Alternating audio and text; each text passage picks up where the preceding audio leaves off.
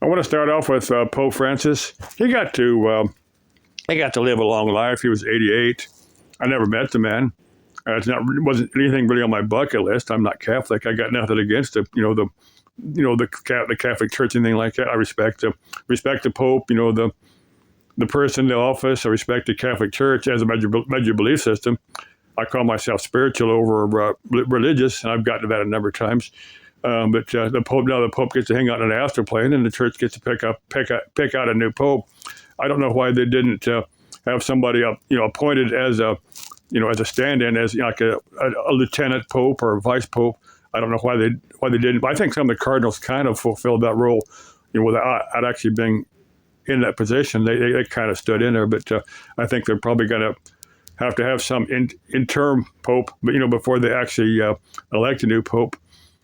But that's the deal for the Church themselves. Not me, never not me. But next thing I want to cover. Now, I watch a little bit of the material that Eckankar has here on YouTube, and there's quite a bit on Eckankar. Now, I don't think I'd ever join, but we do share a number of common beliefs. Like I said, if you think of Christians that have totally tossed out the doctrine of the belief system and gone more for personal spiritual growth and stuff like that, that's Eckankar. That's if you believe in they believe in karma, they believe in reincarnation, they believe in instead of astral projection, they call it spirit travel or soul travel. It's another name. Like Shakespeare said, a rose by another name would still be a rose, something like that. But they use a mantra that Hugh.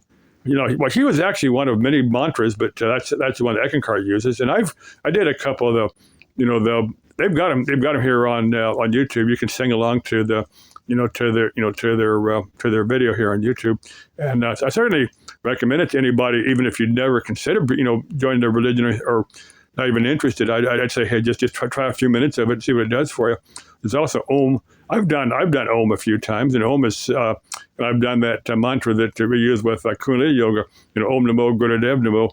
And it's two or three that Kundalini use, two or three other mantras that Kundalini uses. I've done those. I don't remember them now, but I'd have to go back and find them. But like I said, it's unlikely I would join up with Eckankar. I don't know if I could ever make a life with a heart. Someone like Annie. I really love her videos and all that, but I think I could probably live with somebody that was fairly religious. But I'm thinking they're probably gonna see me. They're probably gonna want to save my soul as they would think, and I see things working a little bit differently than that, because I've said I was raised Christian. I certainly understand the Christian faith. I certainly understand it, but I've kind of gone a little bit beyond that. But like I said, I don't think somebody that is a hardcore religious person would ever be comfortable with me, because, like I said, they'd want to be trying to save my soul. Okay, I'm not worried about anybody else's soul. They're responsible. In my book, we're all responsible for ourselves. That's the way I see it. If you want to practice a particular faith, that's perfectly fine with me. That's your chosen life path. But hey, don't be trying to save my soul, because I'm doing that myself. Okay, still love you. Bye-bye.